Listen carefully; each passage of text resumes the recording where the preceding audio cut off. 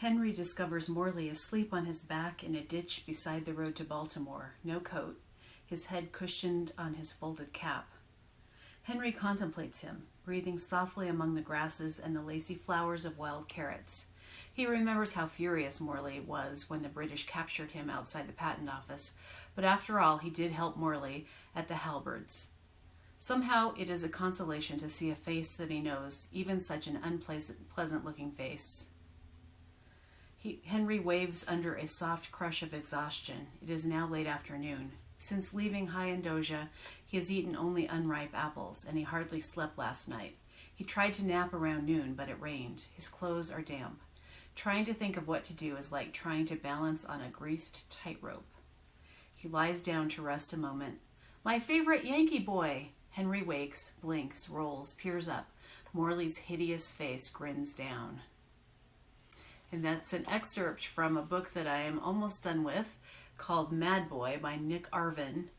And it is an account of Henry Phipps in the War of 1812. And that's exactly what it is. It's a book about a young boy. I think he's either 10 or 11. And his mother has just died in a tragic accident. And his father is in debtor's prison. And his brother is fighting for the Americans against the British.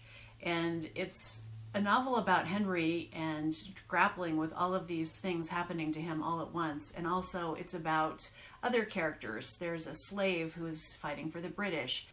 And then there's a deserter, and he has to suffer punishment for looting.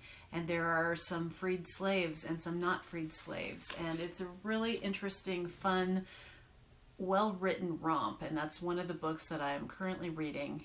And you are joining me now to do a recent reads video. I know it's been about 3 weeks since I've done a video.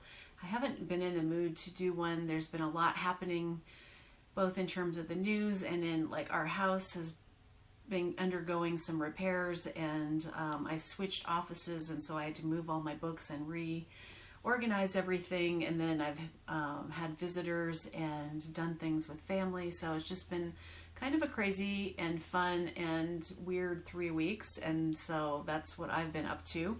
I've also been reading a lot along the way, so along with Mad Boy, which just won the Colorado Book Award for Fiction last week, yay, Nick Arvin.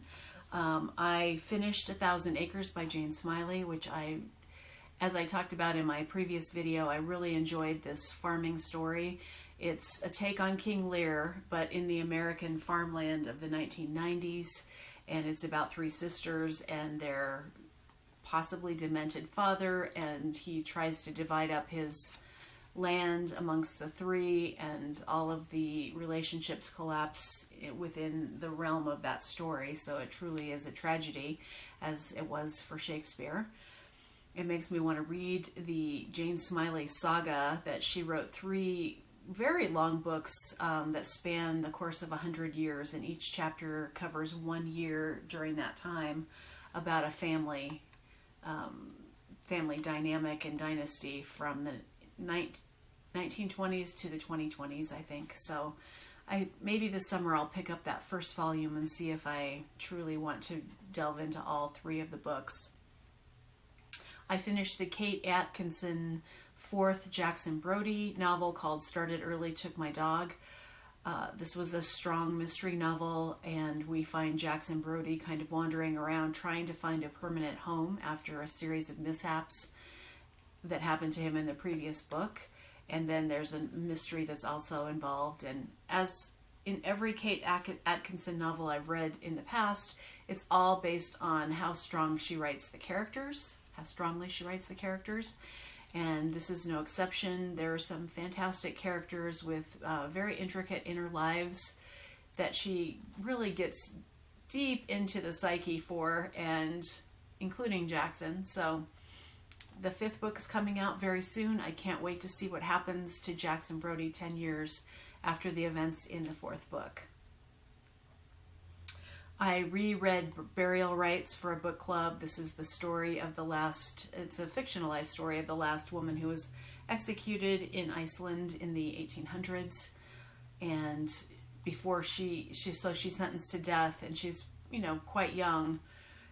probably early 20s, and then she has to live with a family to ride out the time before her sentence is to be taken out. So she has to live for several months with a family who doesn't want her there, and it's an interesting look at Icelandic politics and sociological aspects of the family and the structures that the government imposes on the family.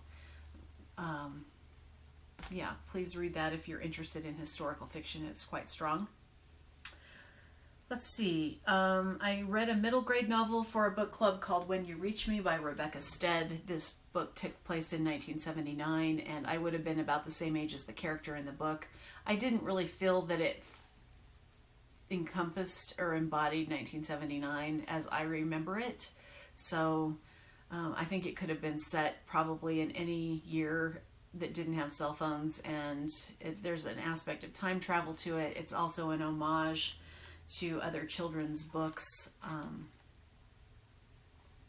It's not going to stick with me. Yesterday I finished a book called Comedy Sex God by Pete Holmes, and this is his memoir about his growing up in a Christian household that was very evangelical and what it was like. He was very comfortable and happy in that life. Then he got married early so that he could have sex, and then they realized that they didn't want to stay together, and she cheated on him. And the basis of a lot of his comedy has been on this kind of seminal event where his wife cheated on him and they end up getting a divorce. And that again shows up in this memoir. I think maybe he's minded as far as it can be mined, and then he gives up his Christian faith and goes searching for other faith and for other connection using meditation, and he kind of has a revelation when he takes psychedelic mushrooms. So I don't really feel that much. I think he needs to live another 10 or 15 years before he can write a memoir that I'll be interested in. I started The Seven Husbands of Evelyn Hugo. Started it last night. I think it's going to be a very quick, easy read. I know a lot of people on BookTube really like this book, so I have hopes for it. It's a little lighter than I usually read, but I'm reading it for book club, so I will finish it. Upcoming is a book called Hum If You Don't Know the Words by Biana Marais, and this is a South African apartheid novel, and I know nothing else about it other than I really like the cover. Finally, I just want to say the things that are making me happy. I like to make note of things that are going well.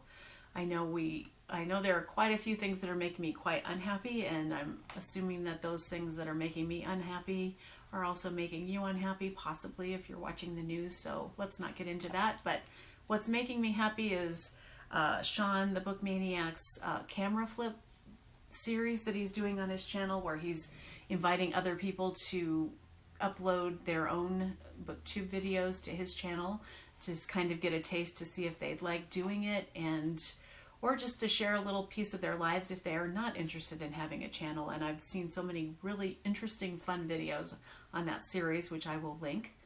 And also out of that series, our own booktuber commenter friend Leo started his own channel, and I'm going to link that below. Please give it a look. He's so charming, and he is so enthusiastic about books, and he has incredible shelves. And then he did a really fun vlog the other day where he went around the city and showed us a lot of bookstores and bulb stands, and so yay. Hi Leo, I'm glad to see you have a channel.